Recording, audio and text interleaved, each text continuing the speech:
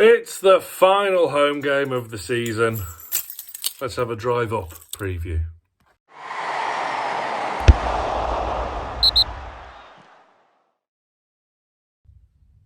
Hello team, why not? Let's have a look at today's game.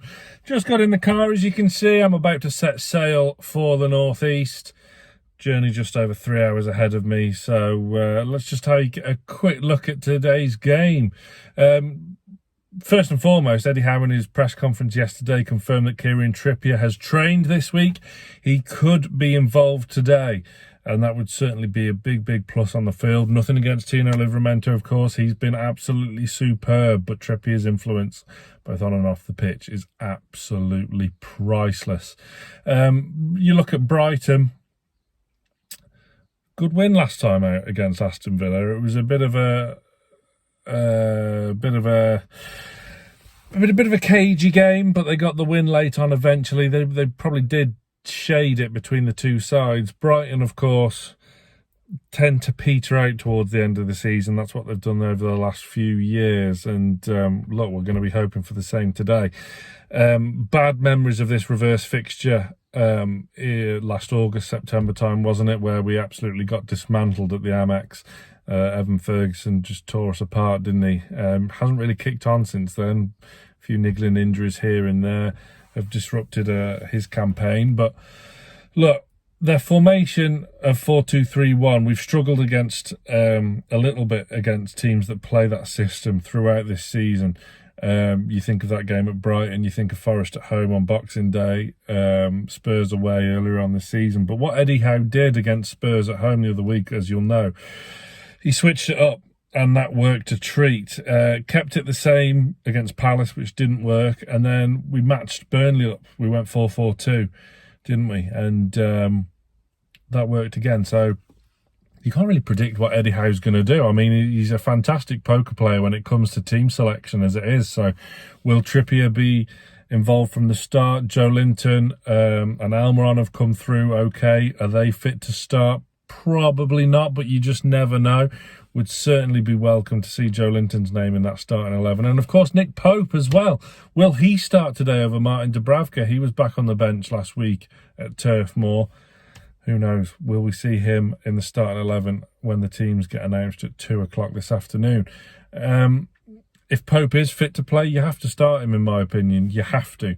Dubravka, look, he's a capable deputy. He's had his moments, both positive and negative, during his time in the sticks with Pope's injury. But, you know, Pope's that level above, isn't he? And to see him back would give the back four a great deal of confidence, really. And it's a back four, if it is a back four that Howe plays, that's been doing really well of late. Dan Burn looks so assured back at centre-half, doesn't he? And look, Emil Kraft will continue next to him today. There's no doubt about that. Cher's still struggling with a hamstring injury, and obviously Botman, Lascelles are out for the foreseeable. They probably won't even be back for the start of next season. So will Hall continue to play on left back? Done fantastically well of late. I hope he stays in contention. Will Livramento continue? Will there be a bit of a back three with Trippier in there, and like similar to how we played with Spurs with, I say wing backs, it was more midfielders bombing up and down the wing. Elliot Anderson did a fantastic job against Spurs down the left, if you remember, both offensively and defensively. Will he continue to play? It's a tricky one, but Brighton have got their threats as well.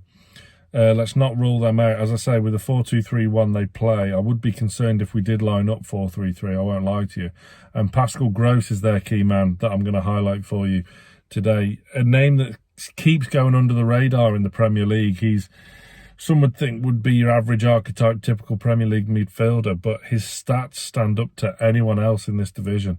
His numbers are really strong once again this season, and it's a guy we have to keep an eye on and try and dominate. Bruno has got a job on his hands, but we know Bruno, and he's a level above that, of course, isn't he?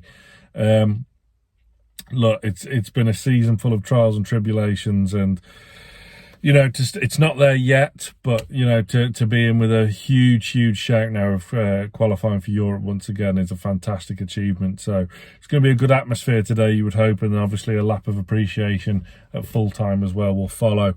Again, can't wait for that. Should be a good one today. The other options for Eddie Howe up front, what do we do? Will Wilson and Isaac continue to play together up front?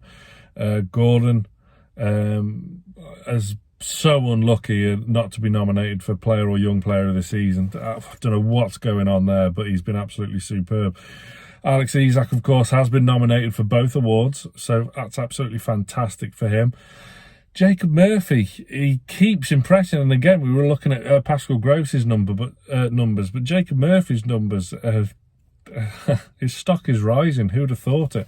Awful against West Ham, but since then has kicked on, and we've got a really good record with Murphy in our starting 11, so he will probably continue down that right-hand side today, and fair play to him.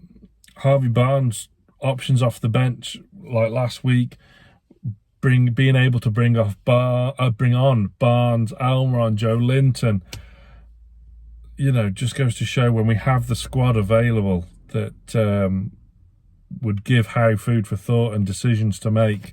You know, we're a serious force to be reckoned with. But look, fingers crossed we get the win today. We need the win today. We want to round off the home campaign with 3 points. It's not going to be easy. It's not going to be straightforward, but I'm hopeful. I'm going to go for a 2-1 win.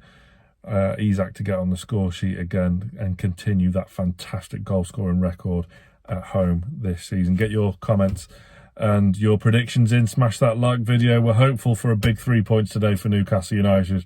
We'll see you there with all the post-match content that you are accustomed with. So stay tuned. It's going to be a busy day on Newcastle Fans TV.